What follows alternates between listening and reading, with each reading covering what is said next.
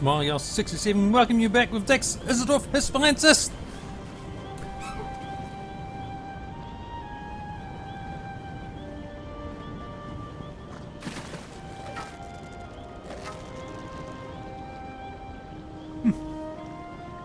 Doesn't want to speak to me. Never mind.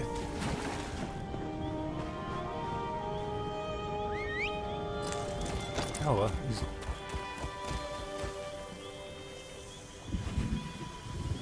in a little steam vents, geothermal, jet. There's a tower that way too. Okay, whatever it is, it's not showing up on the map. Let's just have a little detour, see what it is.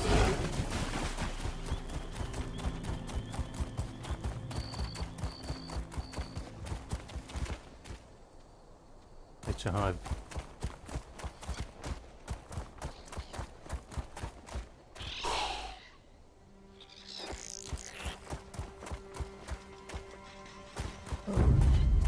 The Dwarven Run. A Dwemer place.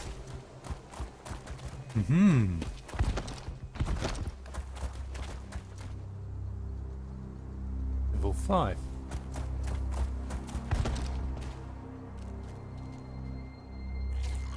Martyrs Alkin Egg Mine. Okay, so it's part of it. Anyway, I need to go over there, so let's go carry on with the quest.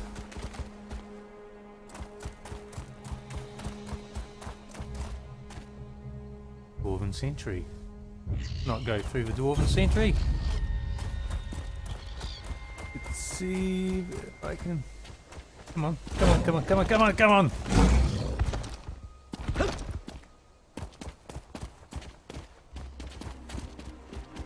Be very careful down here because that looks like it's quite a drop.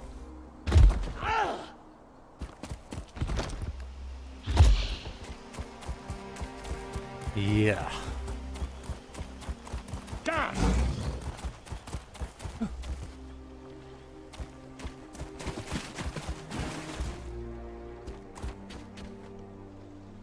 The 36th lesson, Sermon 18. Read, people! By Vivec, Sermon 18. Now Vivec felt that he had talked to Hortator as much as he could before the wall of the Dwemer came. The warrior poet decided he had to begin his book of hours at that point because the world was about to bend with its age. Anyway, pause and read. What? The sermon is forbidden? Vivec knew why he would record his book of hours. The sermon is forbidden. In this world and others, 18 less 1, the victor, the magical disc hurled to reach heaven by violence. The sermon is untrue. The ending of the world is Alexia. It's Alexia. Alexia Vivec. Seal. Sofa seal and Vivec. Oh, the engine of the world is. Oh. Interesting reading. In the bag. A rose. A few roses. Okay. Anyway, the tower's this way. Yeah.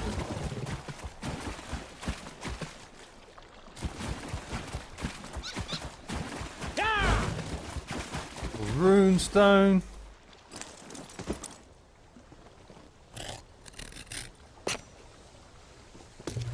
Perhaps get some mud crab eaten after from these mud crabs.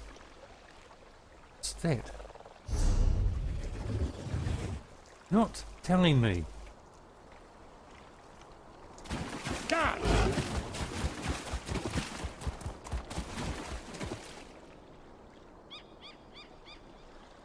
No step at this end either.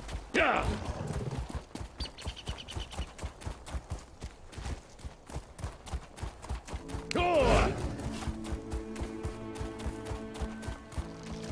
Tower.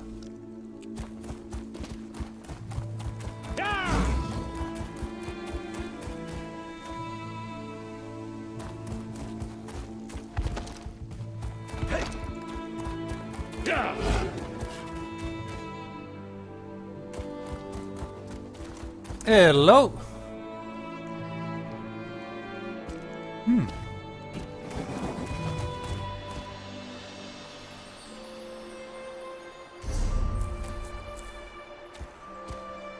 Shrine of Azura. Well, into the tower, okay. Oh, let's see where we are. Let's enter.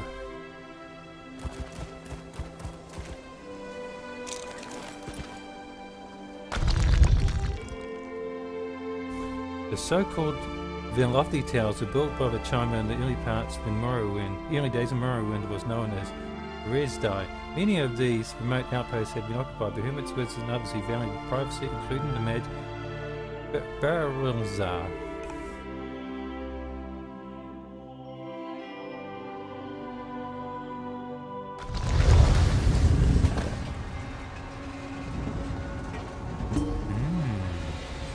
Interesting.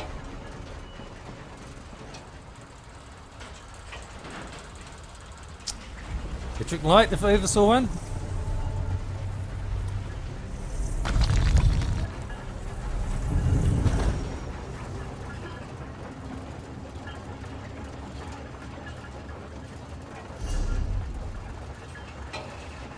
There's the buildings here. What do these things do?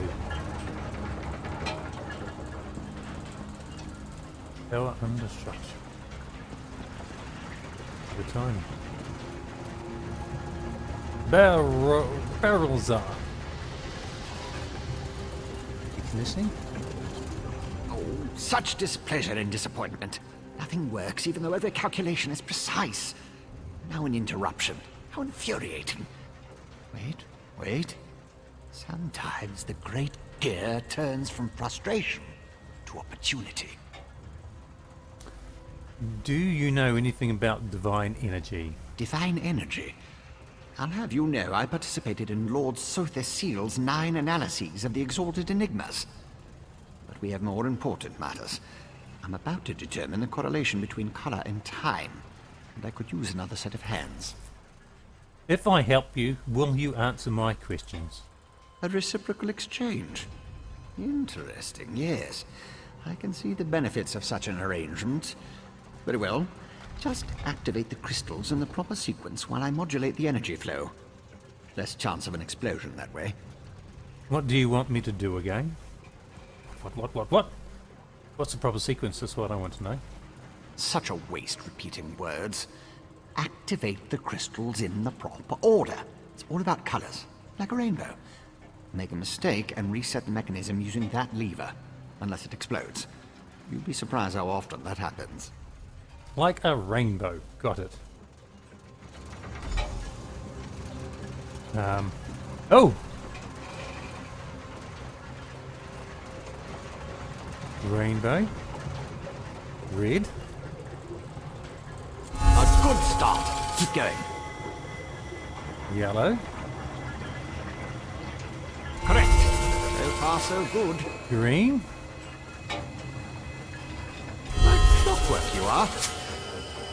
Blue. Indigo. Violet. Close, very close. One more to go. Violet. Yes, I love it when the gears align. Paying attention to the clue as a rainbow. I guess I could have gone the other way around. It just starts with violet. Starts with red. Nice. Let's sing. On Extending Existence by Barilzar, Mage of the Seventh Order and Artificer Extraordinaire.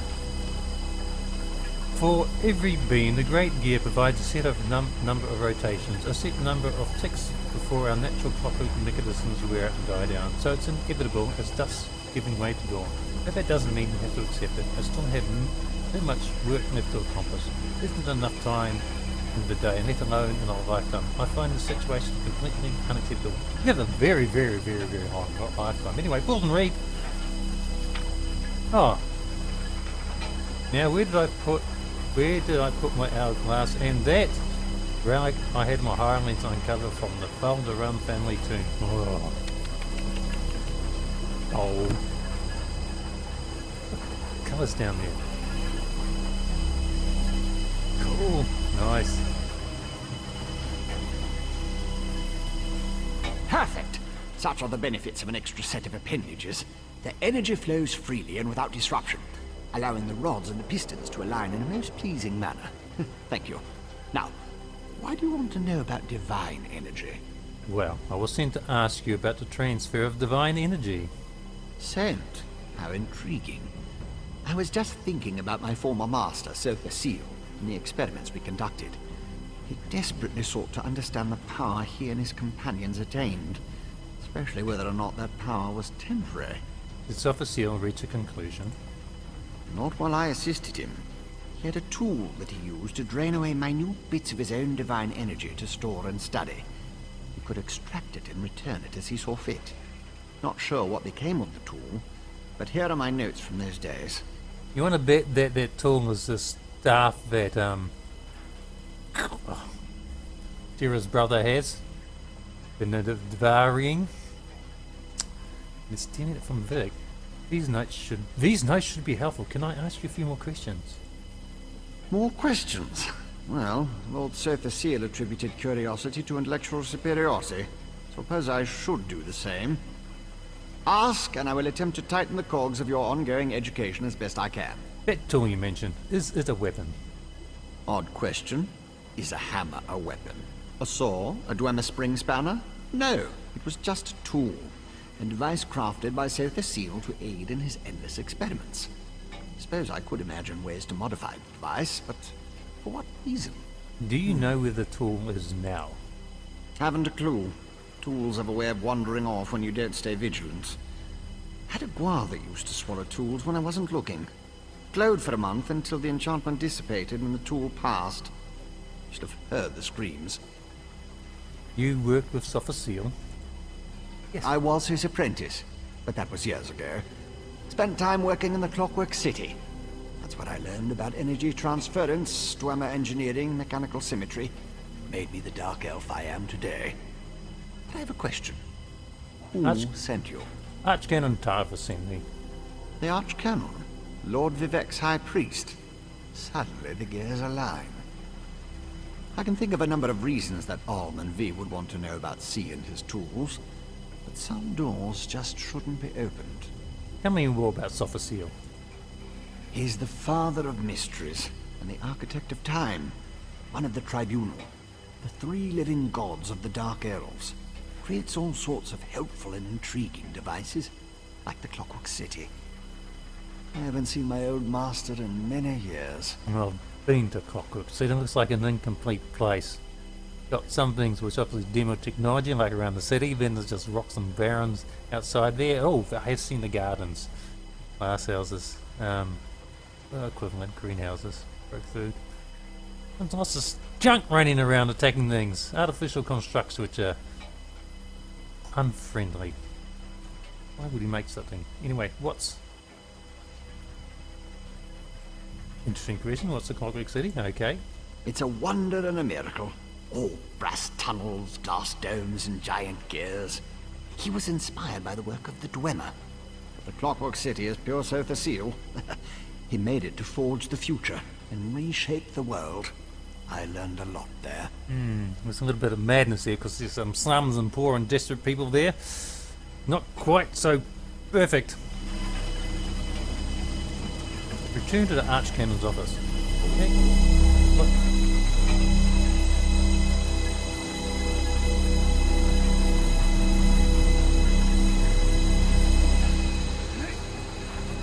Wonder if they know which order it's to go in. But I can't see them doing it anyway. Red.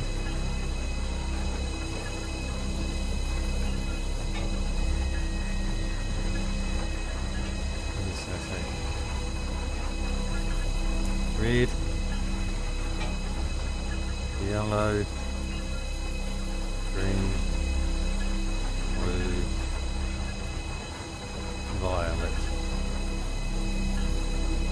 There we go.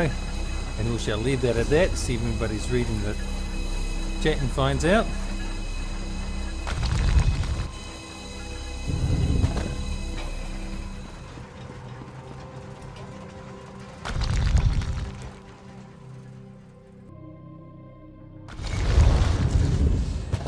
Outlander, over here. I think before we go speech to Archcanon Tarvis. This requires a considerable amount of effort, so just listen. We have a problem here. Return to my office immediately.